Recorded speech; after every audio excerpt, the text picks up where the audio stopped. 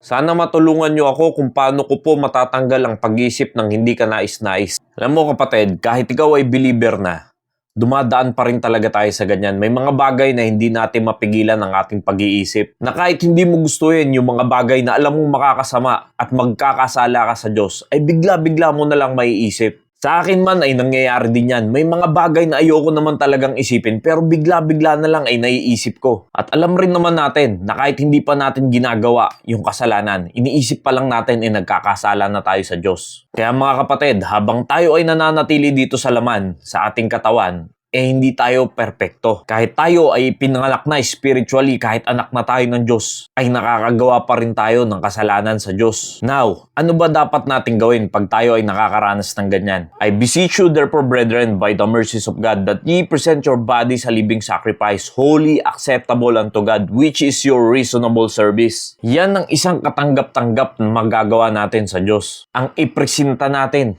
ang ating katawan na banal at kaaya-aya sa Diyos. Isakripisyo natin ang ating sarili para sa Panginoon. Paano ba natin magagawa yan sa Diyos?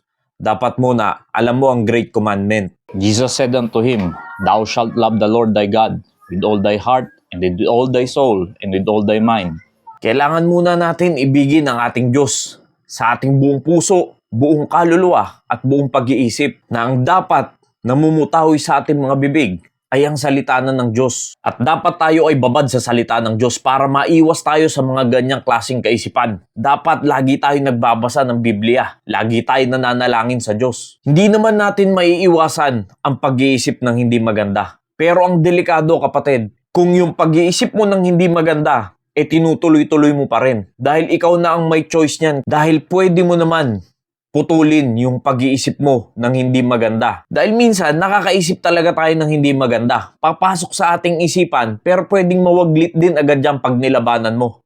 Ang delikado, pagpasok ng isipang mong hindi maganda, tinuloy-tuloy mo pa. Huwag mo nang hahayaan na kontrolin ka ng isipan mo sa pag-iisip ng hindi maganda. Kaya dapat tayo ay babad sa salita ng Diyos. Dahil pag hindi tayo babad sa salita ng Diyos, tayo ay mabababad sa kasalanan. Dahil yan din naman ang gagamitin nating depensa, ang salita ng Diyos sa mga ganyang klaseng kasalanan. And be not conformed to this world, but be ye transformed by the renewing of your mind, that ye may prove what is that good, acceptable, and perfect will of God. Hindi na dapat tayo sumasang-ayon pa sa mga makamundong bagay. Dahil kung tayo ay mananatili dyan, mas madalas talaga nating maiisip ang hindi ka nais-nais at ang mga kasalanan. Dahil kung ano yung mas madalas mong ginagawa, ay yun din yung madalas mong maiisip. Kung ikaw ay mas madalas sa mga makamundong bagay at nananatili ka dyan, yan talaga ang madalas mong maiisip. Pero kung ikaw ay madalas sa salita ng Diyos at sa panalangin,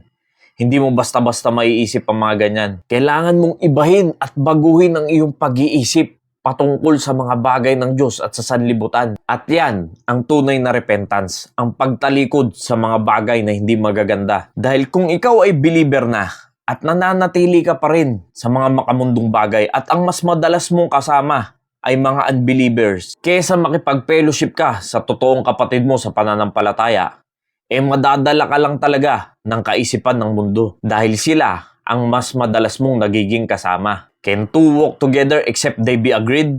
Dahil kung ikaw ay talagang totoong Kristiyano, hindi ka nalalakad sa mga lakad ng mga unbelievers. Dahil kung ikaw ay mas gusto mo pa rin lumakad kasama ang mga unbelievers kaysa sa mga believers, nandiyan talaga ang puso mo kapatid. Dahil kung sino po ang mas madalas nating nakakasama, ay mas doon nahuhubog ang ating pag-iisip at ang ating mga kilos at ang ating mga galaw. Kaya kung ang ating impluensya sa buhay ay ang mga unbelievers, talagang mahahatak tayo doon.